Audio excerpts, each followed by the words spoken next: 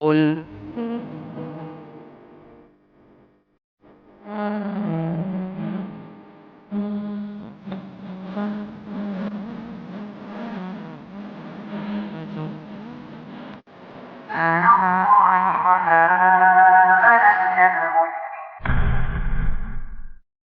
Alhamdulillah wassalatu wassalamu ala rasulillah wa ala alihi wa sahbihi wasallam. Baik, kita lanjut bahasan ke-35. Waspadalah terhadap taghut, ihdzarut tawaghit. Waspadalah terhadap taghut. Nah, sekarang kita lihat dulu apa ini maksud taghut. Ini sesi keberapa tadi? 18 ya. Apa yang dimaksudkan dengan taghut dan macam-macamnya? Dibaca. Taghut ialah segala sesuatu selain Allah yang rela dijadikan sesembahan, ditaati dan dipatuhi dalam hal-hal yang bertentangan dengan aturan Allah dan Rasul-Nya.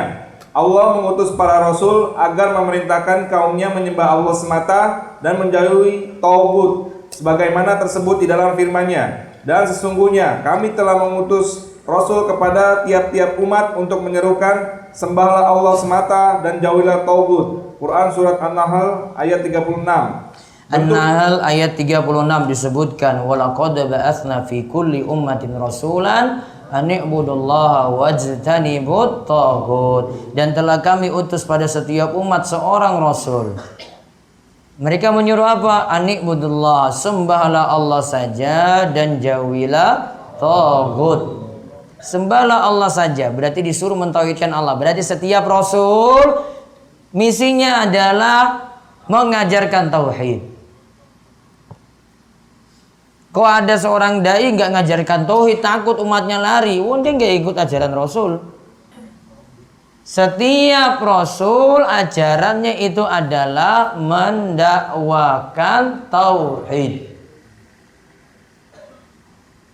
Terus wajtanibu taghut dan jauhilah taghut. Lihat pengertian taghut di atas. Kullu ma'ubida min dunillah, segala sesuatu yang disembah selain Allah. Wa radiya bil ibadah, dia ridha untuk diibadahi. Di situ ada yang disembah, ada yang diikuti dan ada yang ditaati atau dipatuhi. Ada yang diibadahi, diikuti dan dipatuhi. Yang ini bertentangan dengan aturan Allah dan Rasul-Nya. Sekarang kita lihat macam-macam taghut. Bentuk taghut itu sangatlah banyak, tetapi pemimpinnya ada 5, yaitu 1. Setan. Setan selalu menyeru manusia agar beribadah kepada selain Allah. Dalilnya firman Allah, wahai Bani Adam, bukankah aku telah memerintahkan kepada kalian agar kalian tidak menyembah setan? Sesungguhnya setan itu adalah benar-benar menjadi musuh kalian. Quran surat Yasin ayat 60. Alam a'had ilaikum ya bani Adam alla ta'budu syaitan innahu lakum aduwwum mubin. Dilihat pada kalimat alla ta'budu syaitan, janganlah kalian menyembah setan, setan itu musuh yang nyata. Berarti kita tidak boleh jadi pengikut setan. Ingat, setan selalu mengajak supaya kita berbuat syirik. Setan ini yang masuk juga dalam istilah taghut. Terus yang kedua, 2. Penguasa zolim yang mengubah hukum-hukum Allah, seperti orang yang membuat undang-undang yang bertentangan dengan hukum-hukum Allah. Dalilnya adalah firman Allah yang mengingkari aturan-aturan yang dibuat orang-orang musyrik yang bertentangan dengan aturan Allah, yaitu apakah mereka mempunyai sesembahan-sesembahan selain Allah yang membuat aturan agama untuk mereka yang tidak diizinkan oleh Allah. Quran surat Asy-Syura ayat 21. am lahum syuraka'u syara'u lahum minad dini ma lam ya'dzam bihillah. Apakah mereka mempunyai sembahan-sembahan selain Allah yang membuat aturan agama untuk mereka yang tidak diizinkan oleh Allah? Di sini ini adalah sifat penguasa zalim yang mengubah hukum-hukum Allah. Kalau ada penguasa seperti itu mengubah hukum Allah, yang sholat 5 waktu dia jadikan tidak usah dikerjakan. Terus jilbab itu tidak perlu. Ini merubah hukum Allah. Maka disebut pengusaha zalim dan termasuk juga dalam istilah taghut. Terus yang ketiga. 3. Hakim yang memutuskan tidak dengan hukum Allah. Hakim semacam itu termasuk taghut bila dia berkeyakinan bahwa hukum Allah tidak relevan lagi atau dia membolehkan diberlakukannya hukum selain hukum Allah. Allah berfirman, barang siapa yang tidak memutuskan menurut aturan yang telah diturunkan oleh Allah, maka mereka itu adalah orang-orang kafir. Quran surat Al-Maidah ayat 44. Nah, wa malam yakum bima anzalallah faulaika humul kafirun. Barang siapa yang tidak memutuskan menurut aturan yang telah diturunkan oleh Allah, maka mereka itu adalah orang-orang kafir. Ini bagi hakim yang memutuskan tidak dengan hukum Allah, dengan menganggap selain hukum Allah itu lebih afdal. Selain hukum Allah dianggap lebih afdal. Namun kalau dia anggap hukum Allah tetap lebih afdal, namun nggak bisa jalankan, masuk apa tadi? Kufrun duna kufrin. Terus nomor 4. Orang yang mengaku-ngaku mengetahui perkara goib. Tentang hal ini Allah berfirman, katakanlah, tidak ada seorang pun di langit maupun di bumi yang mengetahui perkara goib kecuali Allah. Quran surat An-Naml ayat 65. Qul la ya'lamu man fis samawati wal ard al-ghaiba illallah. Katakanlah, tidak ada yang mengetahui di langit maupun di bumi perkara gaib selain Allah. Berarti hanya Allah saja yang mengetahui perkara gaib. Maka kalau ada yang tahu hari kiamat tanggal 12 bulan 12 tahun 2012 sudah lewat. Yang bilang sudah mati belum itu? Sudah. Mungkin maksudnya untuk dia itu peringatan itu, ngeyel-ngeyelan itu. Mati deh. Mengetahui nebak-nebak seperti itu tadi, mengetahui perkara gaib. Gak perlu. Bahkan kiamat pun gak usah tentukan sampai tahun ini, tahun ini. Gak perlu. Ya, cukup imani saja, hanya Allah yang mengetahuinya. Gak usah bahas lagi umur dunia itu tinggal sekian. Ustadz kurang kerjaan. Ya gak ada bahan lain saja. Gak bahas syirik, gak bahas ini, bahas itu. Bahas umur dunia. Kurang gawean lagi. Terus nomor 5. Seseorang atau sesuatu yang disembah dan dimintai pertolongan oleh manusia dan dia rela diperlakukan semacam itu. Tentang hal ini Allah berfirman, dan barang siapa di antara mereka mengatakan, sesungguhnya aku adalah Tuhan juga, di samping ada Tuhan Allah, maka orang itu akan kami beri balasan neraka jahanam. Demikianlah kami memberikan balasan kepada orang-orang yang zalim. Quran surat Al-Anbiya ayat 29. Lihat, ini nomor 5. Orang yang disembah dan dimintai pertolongan dan dia pun ridho. Di sujud-sujud dia ridho. Ya, diminta-mintai doa saja itu dia ridho sekali. Bahkan mungkin dia ingatkan umatnya nantinya ketika mati minta doa pada saya saja. Di antara sifat orang sufi kayak gini juga ada. Ya, orang sufi punya sifat ya, kalau sudah jadi pemimpin tarekat, wah itu sampai di sujud-sujud itu orang di depannya itu. Datang kemudian sujud di hadapannya, minta-minta pada dia ridho. Termasuk apa? Taghut. Sedangkan kalau Nabi Isa masuk nggak dalam ini? Nabi Isa disembah. Masuk nggak? Nabi Isa ridho nggak? Nggak. Nabi Isa tidak termasuk taghut. Yang salah itu kaumnya Nasrani yang nyembah beliau. Nabi Isa tidak boleh disebut taghut, tidak boleh.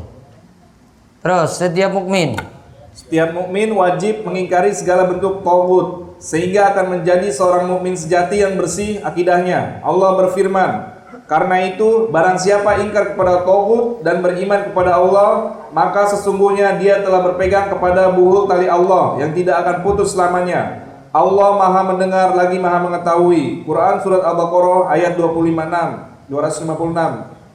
Ayat ini menjadi dalil bahwa ibadah kepada Allah tidak akan bermanfaat sedikit pun kecuali disertai dengan menjauhkan diri dari beribadah kepada selainnya. Rasulullah Shallallahu Alaihi Wasallam menegaskan tentang hal ini di dalam sabdanya, barang siapa mengucapkan la ilaha illallah dan mengingkari sesembahan selain Allah, maka haramlah harta dan darahnya.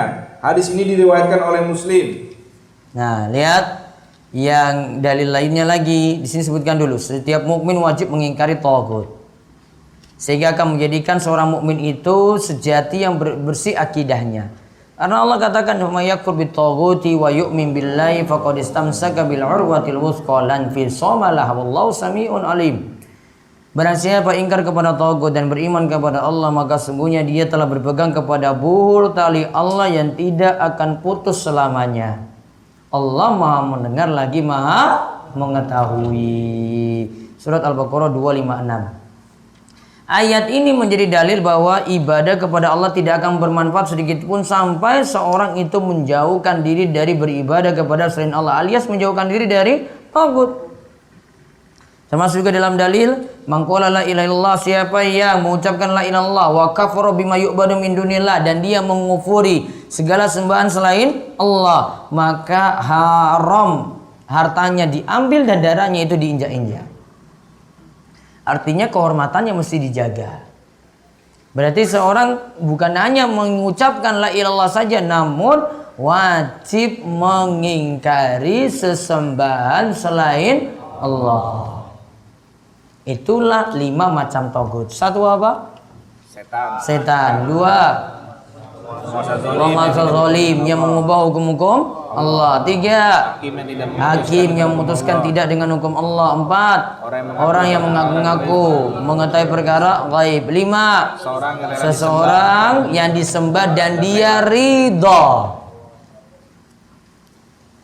Ya, itulah yang dimasukkan tagut. Insya Allah tentang munafik dibahas besok pagi. Malam siap-siap belajar ujian. Sambil nonton voli belajar itu, bawa buku. Sambil pop mie ya. Bawa buku itu belajar. Jangan jadi khawarij pulang dari sini.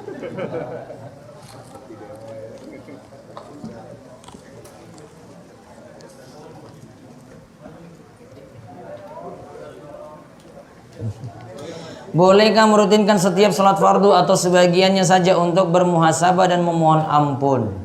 Sholat fardu ada anjuran setelah sholat baca istighfar, itu termasuk muhasabah. Syarat menjamak sholat bagi musafir apa? Ketika sulit mengerjakannya di masing-masing waktu. Afdolnya kerjakan di masing-masing waktu dulu bagi musafir. Maka contoh di sini ada sholat kan jenengan dapat zuhur di waktu zuhur kan? Asar di waktu asar, lebih bagus seperti itu daripada dijamak. Mengqashar yang ada nanti paling bagus mengqashar bagi musafir. Namun kalau ada imam tetap ikuti imam.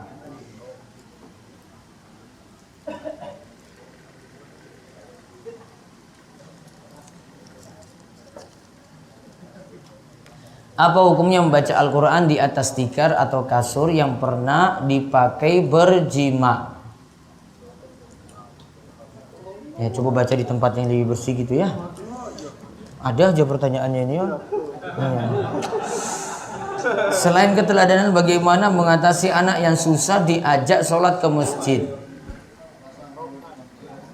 Banyak doakan, Rabbi ja'alni muqimas sholati wa min zurriyati rabbana wa taqabbal du'a.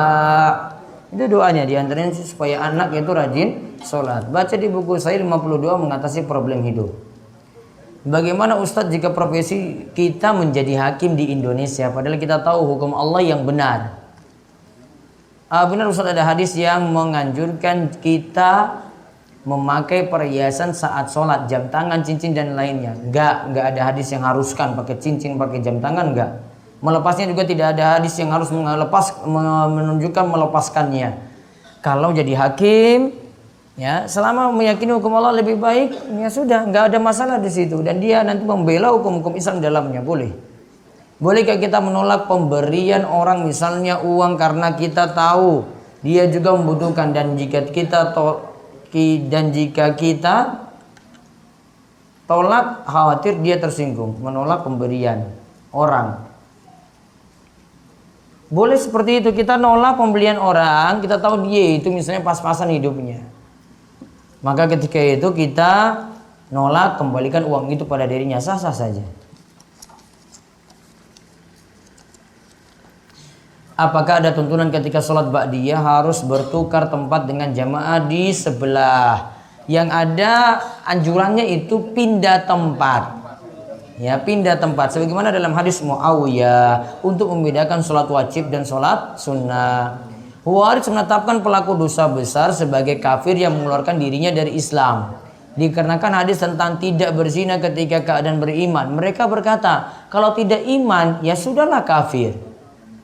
Bagaimana membantah syubhat ini? Tadi iman itu ada yang kalau tidak punya iman tadi, kalau tidak sempurna iman tadi, iman itu ada yang ditinggalkan, maka dia kafir secara total.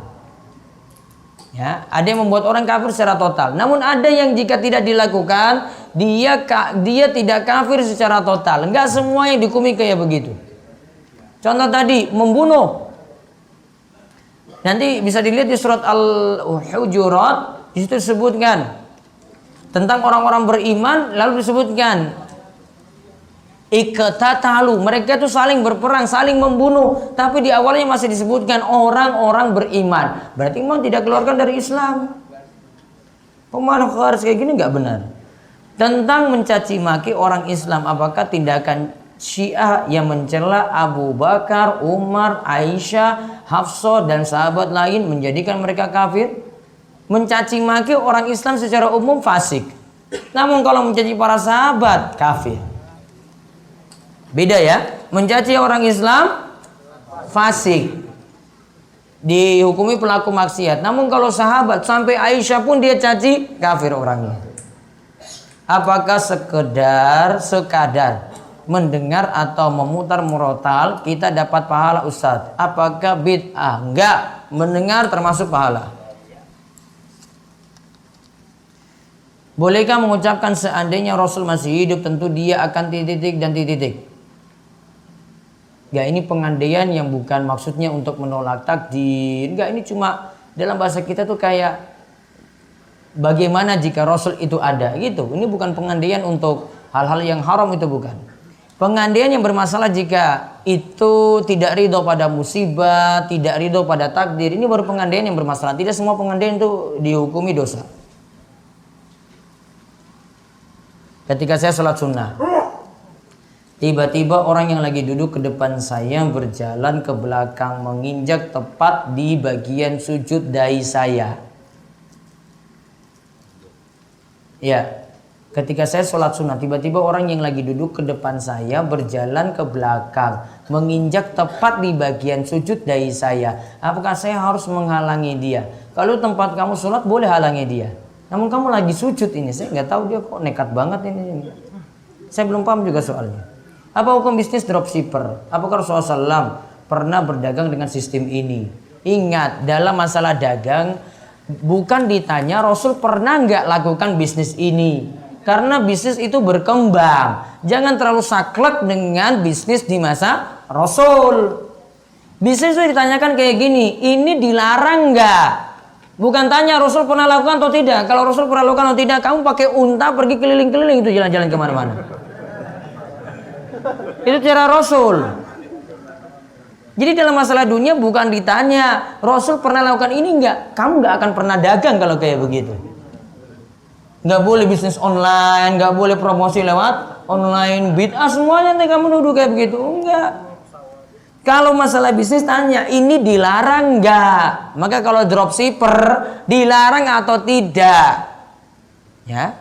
Yang jelas kalau dropshipper yang jelas yang dipenuhi satu, barang itu harus jelas.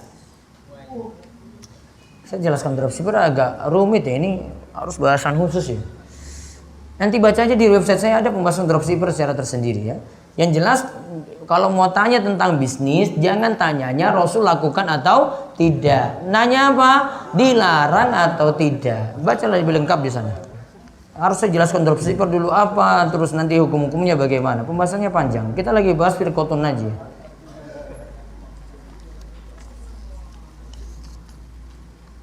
Ustadz, benarkah ketika kita sujud lalu ada rambut yang keluar dari peci? Ya, gini ya. Maka sujudnya itu tidak sempurna. Islam menyuruh sujudnya tidak sempurna. Ini keyakinan dalam mazhab Syafi'i. Kalau sholat ini jangan sampai ada yang nutupi dahi. Itu maksudnya di situ.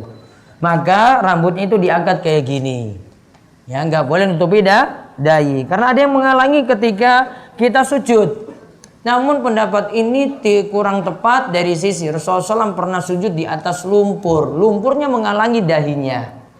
Berarti masih boleh ada sesuatu yang halangi di situ. Jadi tetap masih sah.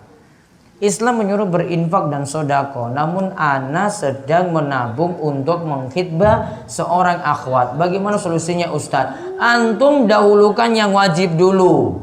Wajib apa coba? Nikah atau sodako? Nikah. Mikir untuk nikah. Nabung itu rajin-rajin. Saya minta doakan ayah dan ibu saya beragama sesuai tuntunan Al-Quran dan Sunnah, berlandaskan ilmu tauhid yang benar, tidak melakukan tradisi bid'ah syirik lagi.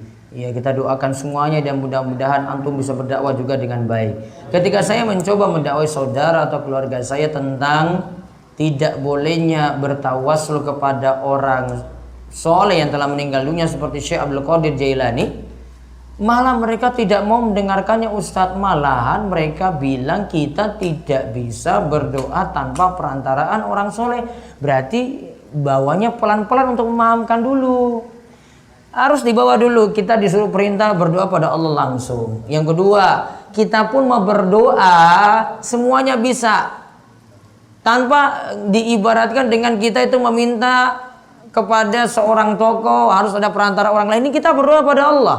Allah lebih mulia daripada tokoh-tokoh yang ada di dunia ini. Maka tanpa pakai perantara pun tidak masalah. Ya, jadi seperti itu. Terangkan pelan-pelan, pahamkan tauhid pelan-pelan. Ini butuh pendidikan yang harus berjenjang. Ajak pelan-pelan untuk bisa memahami agama ini dengan benar. Kemudian terakhir dulu ini ya. Ustaz, bila seorang pemuda yang matang untuk menikah, namun dirinya masih menanggung utang, apakah dikatakan dolim bila memaksakan diri menikah? Mudah-mudahan dengan dia menikah Allah bukakan pintu rizki. Kata Ibnu Mas'ud, iltamisul ghina fin nikah, carilah kaya itu dengan menikah. Dan juga kata Nabi SAW, di antara orang yang mendapatkan pertolongan Allah, di antaranya adalah an-naki allazi yuridul afaf, orang yang menikah untuk menyelamatkan kehormatan dirinya. Mudah-mudahan itu terbuka pintu rizki, utang-utangnya lunas setelah menikah. Ya Allah, kabulkanlah ya Allah dengan segera.